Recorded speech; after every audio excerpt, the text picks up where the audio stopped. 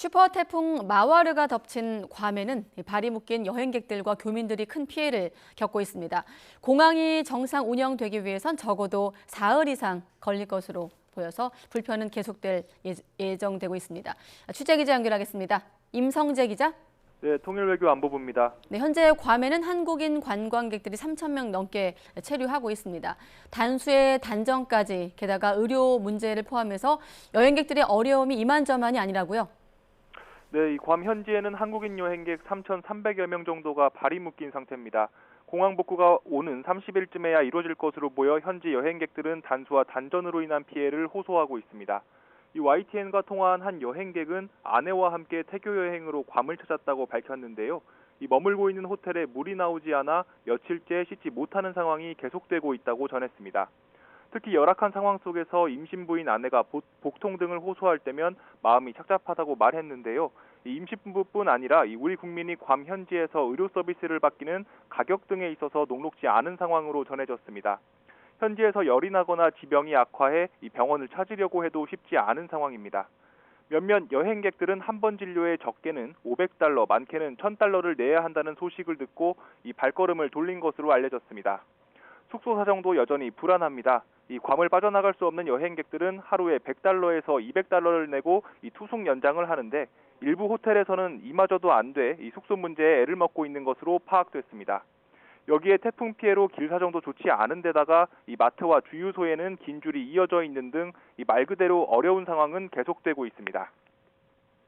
네, 임신부에 지병 있는 분들까지 상황이 만만치 않은데 우리 외교당국에서도 이 같은 상황을 파악하고 있을 텐데요. 여행객들을 돕기 위해 이루어지는 조치가 있습니까? 외교부는 현지에 체류하는 우리 국민을 위해 이 전화와 카카오톡 아이디 등 연락 채널을 개설했다고 전했습니다. 80건 상당 민원이 접수됐고 이 약을 어디서 구할 수 있는지 등 문의가 잇따랐다고 합니다. 현재 외교당국은 현지 체류 여행객들이 응급 상황 시 갈 수 있는 병원을 안내한 상황이고 이 추가로 병원 방문 시 통역 등을 지원하기 위해 현지 교민을 접촉 중이라고 밝혔습니다. 특히 진료비가 비싸기 때문에 현지 한인 의사를 찾기 위해서도 노력하고 있다고 덧붙였습니다. 앞서 전해드린 대로 일부 호텔의 경우 투숙 연장을 받지 않는 상황도 발생했는데요. 이 외교당국은 해당 호텔을 파악해 우리 여행객들이 안전하게 머물 수 있도록 연락을 취하고 또 임시거처로 사용될 만한 이 교외 등 장소를 마련하기 위해 노력하고 있습니다. 하지만 현지 시설 가운데 이미 단수나 단전 피해를 입은 곳이 많아서 이 장소 섭외에 애를 먹고 있는 것으로 알려졌습니다. 외교부 관계자는 괌 공항의 운영 재개 날짜 등을 주시하고 있다며 또 다른 태풍 피해 지역인 사이판은 공항이 복구돼 여행객들이 발이 묶인 상황은 아닌 것으로 안다고 밝혔습니다. 네, 여행사들은 초유의 상황 속에 숙박 지원금 지급 등 자발적인 보상 대책을 내놨다고요? 예, 현재 주요 여행사들은 발빠르게 지원 대책을 내놓은 상황입니다. 이 천재지변으로 발생한 상황에 대해선 이 손해배상을 져야 할 책임은 없지만 이 현지 공항 활주로 폐쇄라는 초유의 상황을 고려한 조치라는 설명입니다. 이 가장 많은 여행객이 묶여 있는 하나투어와 모두투어는 이 체류 기간 객실 1박당 숙박 지원금 10만 원을 지급하기로 했습니다. 인터파크와 참 좋은 여행 등도 이 위로금 차원에서 객실 1박당 10만 원을 지원하겠다는 계획입니다.